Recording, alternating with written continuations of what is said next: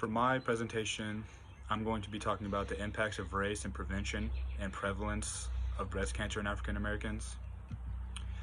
I just copied the learning objectives from Dr. J. I feel like they'll work well with my topic. For the demographics and population characteristics, I mentioned how there's 41.4 million people in the United States who are African American, which is around 13% of the population.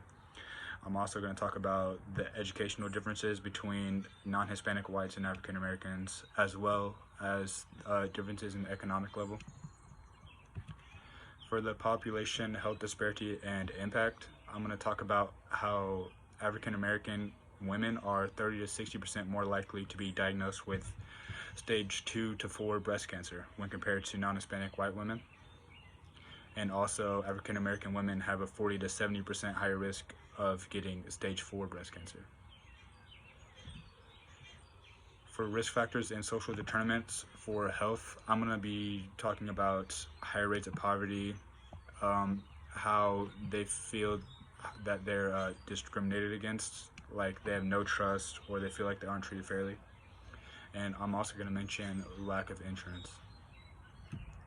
For the cultural considerations and beliefs, I think I'm going to focus more on religion because that seems to be a pretty big deal for African Americans.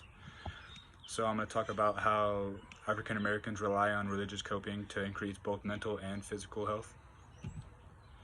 For the effective programming and intervention slide, I'm going to talk about how beneficial family interventions are, and I'm also going to mention lay health educators and how they work to increase breast cancer awareness, prevention, and increase breast cancer screens.